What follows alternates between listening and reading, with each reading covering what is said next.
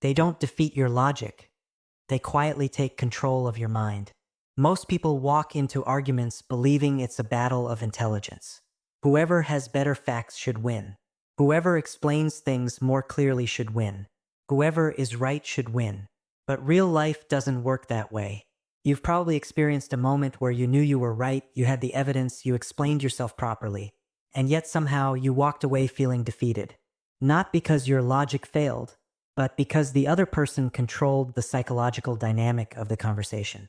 That's the first secret most people never realize. Arguments are rarely about truth. They are about positioning. And the people who always seem to win understand how to control that invisible positioning. Every argument has something called a frame. The frame defines what the conversation is actually about.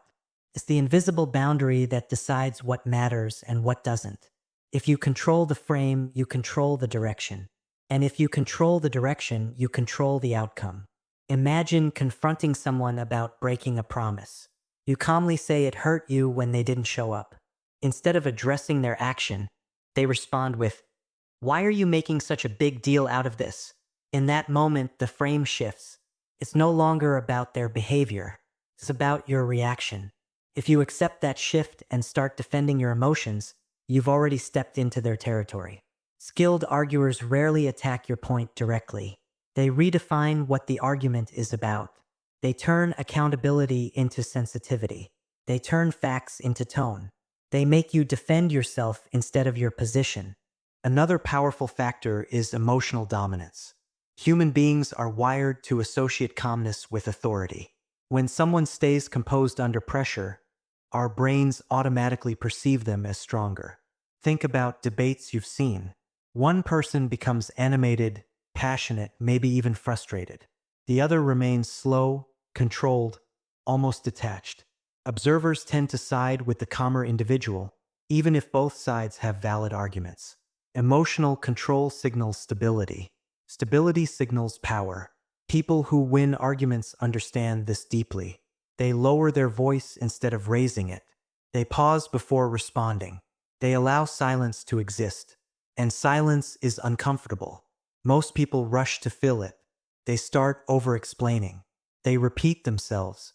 They accidentally contradict themselves. Meanwhile, the calm person says less, but every word carries more weight.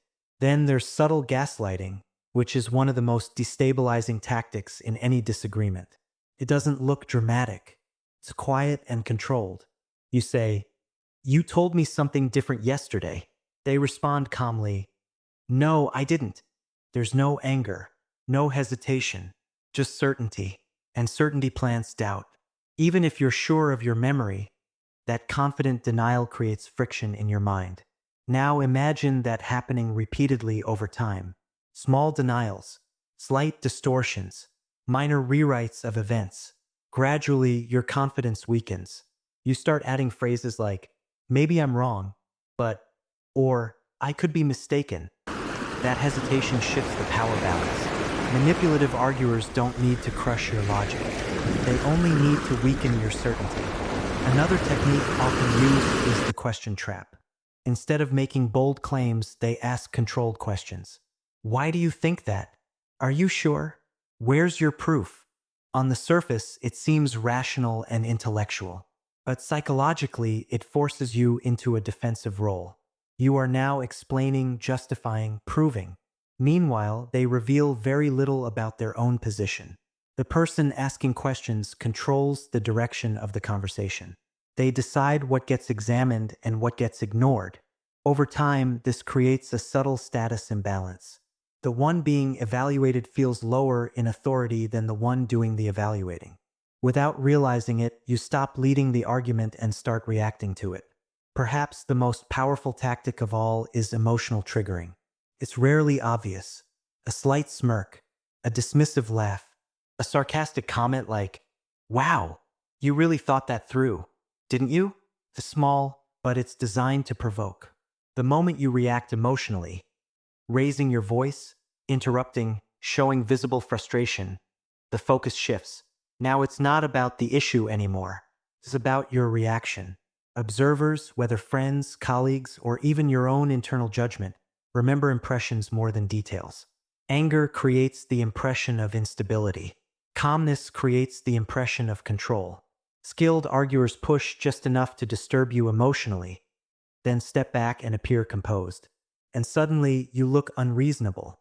The deeper reason these tactics work is because humans are not purely logical beings. We are emotional, social, and highly sensitive to status dynamics. In every interaction, our brains are scanning for signals of dominance, confidence, and certainty. The person who appears more stable often appears more correct. That perception shapes the outcome more than facts alone. Many people who consistently win arguments are not more intelligent. They are more disciplined with their emotions or more aware of psychological leverage. They understand timing, tone, silence, and perception. They understand that influence often outweighs information. But here's the empowering part.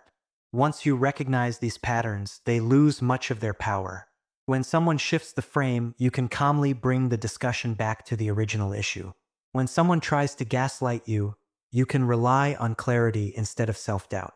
When someone attempts to provoke you, you can choose silence instead of reaction. And when you stop entering arguments with the desperate need to win, you become harder to manipulate. Emotional neutrality is strength. The less reactive you are, the less control others have over you. The real secret is not about defeating others. It's about mastering yourself. The people who appear unstoppable in arguments are simply better at controlling perception and managing emotional dynamics. But once you see the structure behind their tactics, everything slows down. You begin to notice the frame shifts, the planted doubts, the strategic questions, the subtle provocations. And in that awareness, you gain something far more powerful than winning. You gain control over your own mind. And the person who controls their own mind cannot have it controlled by anyone else.